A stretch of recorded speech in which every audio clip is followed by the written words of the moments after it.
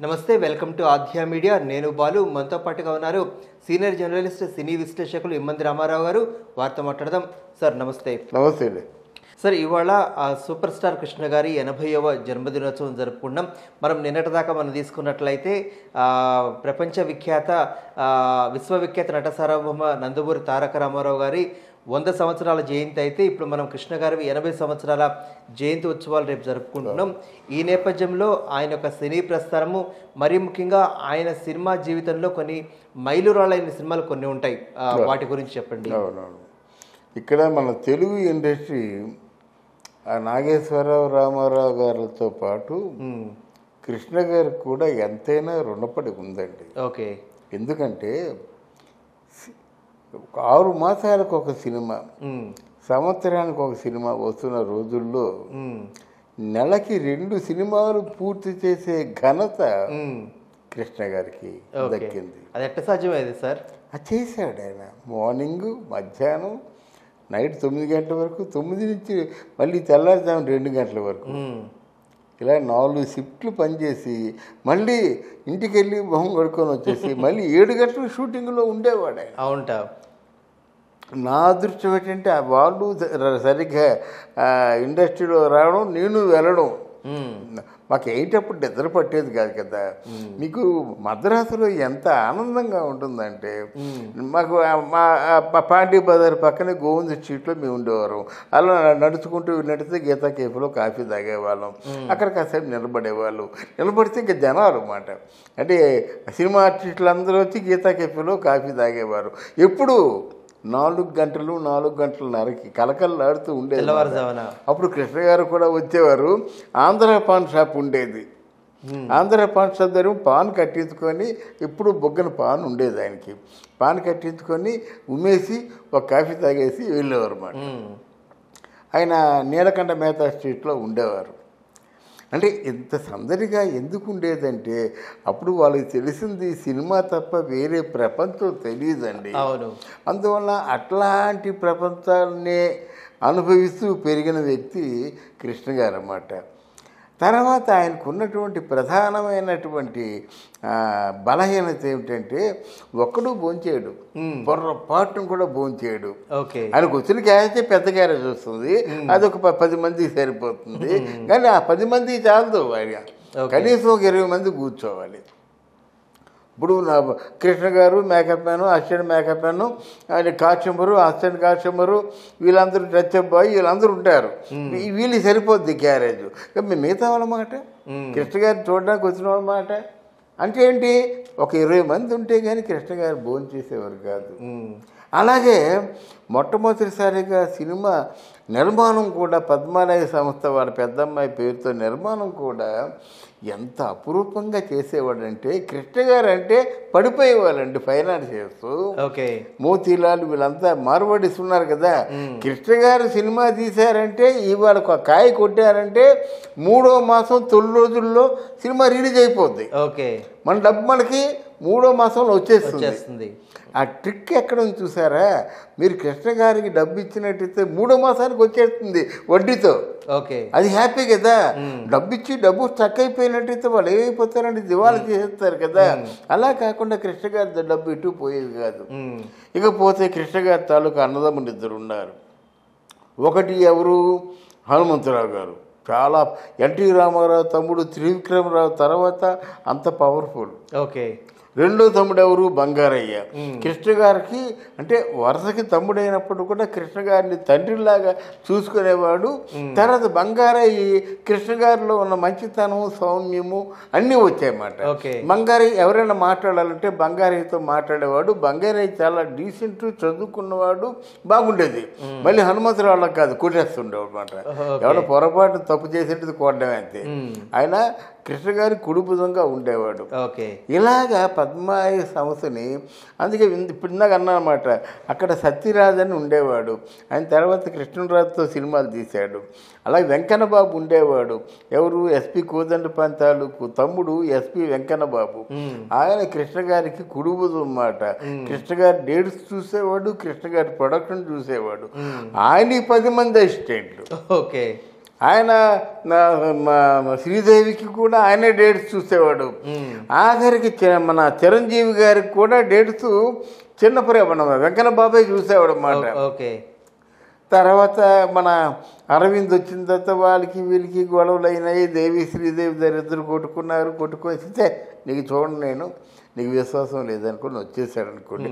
అలాంటి వాళ్ళు ఉండేవారండి ఓకే కృష్ణ దగ్గర. అయితే ఇక్కడ ఏ సాహసం చేసినా సరే కృష్ణ గారే చేశారు. ఓకే. ఏంటంటే సినిమా స్కోప్ కానీ 70mm కానీ కలర్ పిక్చర్ కానీ ఏదైనా భారీ బడ్జెట్లు కానీ అంటే తన అంతస్తుకు మించి సాహసం చేసి విజయాన్ని సాధించాడు. ఓకే. అప్పుడు పడాల రామారావు అని కాకినాడలో ఒక రైటర్ ఉండేవాడు. పడాల రామారావు చేతేమో అల్లూరి సీతారామరాజు కథ రాయించాడు. అక్కడే రామారావు గారు ఆ రోడ్డు మీద చిన్న లాడ్జీ ఉంటే ఆ లాడ్జీలో కూర్చొని కథ రాశాడు. బైండ్ బుక్ తీసుకొచ్చాడు. దాంట్లో ఏమిటంటే పితూరి అల్లూరి సీతారామరాజు అని ఉంది. ఓకే. అంటే పితూరి అంటే ఏమిటి అని అన్నాడు ఆయన. అంటే పితూరి అంటే పుకారండి అన్నాడు మాట. ఆ నోట్ అంటే ఎందుకు వచ్చిందో ఆ మాట. పితూరి అంటే పుకారే కదా, పితూరి పుట్టించాడు అంటాం కదా. అంటే పుకార్లు మనకెందుకండి, వాస్తవాలు కావాలన్నాడు. కొంప మునిగిపోయింది మాట. సరే ఒక 6 మాసాలు ఆగండి చూద్దాం అనేసరికి ఇది స్ప్రెడ్ అయిపోయింది. ఓకే. ఈ కృష్ణ గారు ఇట్లాంటి ఆలోచనతో ఉన్నారు, సారీ రామారావు గారు ఇట్లాంటి ఆలోచనతో ఉన్నారు అనేసరికి ఇంకా రాత్రి ఆ కథ మంచి చెడ్డ. ఇప్పుడు శ్రీపురినేని చిట్టుబాబు ఉన్నాడు కదా, వాళ్ళ నాన్న మహారథి. రాత్రి అల్లూరి సీతారామరాజు గురించి తలంచుకున్నప్పుడు మహారథిని మనం తలంచుకొని తీరాలి. ఆ డైలాగ్స్ అన్నీ ఎప్పటికప్పుడు రాసినాయి కదా. అడవులో నువ్వు పక్క తేలు కొండ జేరులు తేళ్ళు అన్నింటిగా కూర్చొని రాశారు మహానుభావుడు. ఆ రోజుల్లో సినిమాని అంతగా ప్రేమించబట్టి వాళ్ళు రాశారు, లేదా రాస్తారండి. ఆ సమయంలో ఏమైంది, సినిమాని మొదలుపెట్టారన్నమాట. అది అన్నగారికి తెలిసింది. అదేంటిది మనం చేద్దాం అనుకున్నాం కదంటే, మనం చేద్దాం అనుకుంటున్నామంటే వాళ్ళు చేసేస్తున్నారు. అంటే ఇలా రామారావు అంటే మనం పెద్ద ఆయన సినిమా చేస్తారని చెప్పండి అని కోటీశ్వరరావుని, అంటే పెద్ద కోటీశ్వరరావు ఉన్నాడు, ఆయన ప్రొడక్షన్ కంట్రోలర్ అన్నమాట. అంటే వాళ్ళు వస్తే ప్రొడ్యూసర్లు కూడా భయపడతారన్నమాట. అంటే ప్రొడక్షన్ కంట్రోలర్ అంటే అంతా ఆయన ఇష్ట ప్రకారం జరగాలి. ఆ ప్రొడ్యూసర్ నువ్వు దిగిపో కారులోంచి, అబ్బాయి నువ్వు ఎక్కు అంటే మాట్లాడకూడదు. ఓకే. ఆయన ఎవరిని కారులో పంపించాలో ఎవరు నా పేరులో వాళ్ళు తెలుసు ఆ రోజుల్లో. అది పెద్ద కోటేశ్వరరావు అంటే. వెంకన్న బాబు, పెద్ద కోటేశ్వరరావు, సత్యరాజు, చించురామయ్య వీళ్ళందరూ గొప్ప ప్రొడక్షన్ కంట్రోలర్స్ అన్నమాట. ఎవరో చెప్పుకుందాం వీళ్ళందరి గురించి. ఏమండి మేము పెద్ద ఆయనతో మీ పోటీ కాదు, చేద్దాం అనుకుంటాం. అది ఆ సినిమా అంతా రాసేయడం అయిపోయింది, ఇంకా షెడ్యూల్ పెట్టేసుకున్నాం వెళ్ళిపోతున్నాం అని చెప్పారు. ఈయన కోపడ్డాడు, బాధపడ్డాడు, కొంచెం నొచ్చుకున్నాడు అన్నమాట. ఇంకా ఆ సినిమా వి రామచంద్రరావు అనేటువంటి ఆయన డైరెక్షన్లో సినిమా స్టార్ట్ చేశాడు. ఇది అల్లూరి సీతారామరాజు. వి రామచంద్రరావు డైరెక్షన్లో సినిమా ప్రారంభిస్తే ఆయన మామూలుగా అవుట్డోర్ వెళ్ళినప్పుడు కాంచి సిగ్గులో పడిపోయాడు. సెట్కి షూటింగ్ లొకేషన్కి రావటం లేదు. అయ్యో. ఇంకక్కడి నుంచి ఎలాగా 10 రోజులు వేసేది చచ్చిపోయాడు.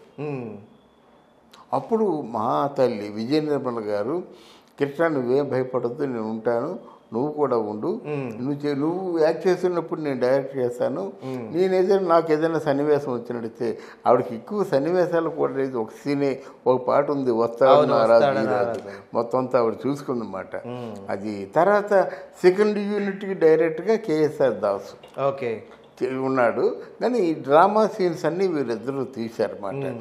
మోసగాడు కూడా సెకండ్ యూనిట్ కాదు, మొత్తం ఈ యాక్షన్ పార్ట్ అంతా ఆయన తీశాడు. కేఎస్ఆర్ దాస్ గారే తీశారు. విఎస్ఆర్ స్వామి ఫోటోగ్రఫీ. అలా ఇక్కడ అలాగనుకుని సినిమా చేస్తున్నారు. సినిమా చేస్తుంటే చాలా కష్టాలు పడ్డారు. అల్లూరి సీతారామరాజుకి మాత్రం వీళ్ళని వాడికి సరిగ్గా మంచినీళ్ళు లేకపోవడం. అడవుల్లో కదా. మంచి అంటే ఎక్కడి నుంచో రావాలి లారీతో టిన్నులతో నీళ్ళు తీసుకొచ్చి రావాలన్నమాట. అటువంటి అన్నీ కూడా కష్టాలు పడ్డారు. కానీ యూనిట్ అందరూ సినిమానే బాగా ప్రేమించబట్టి ఆ సినిమాని మొత్తానికి 60 రోజుల్లో ఎంతో అయింది సినిమా షూటింగు. అది పూర్తి చేశారన్నమాట.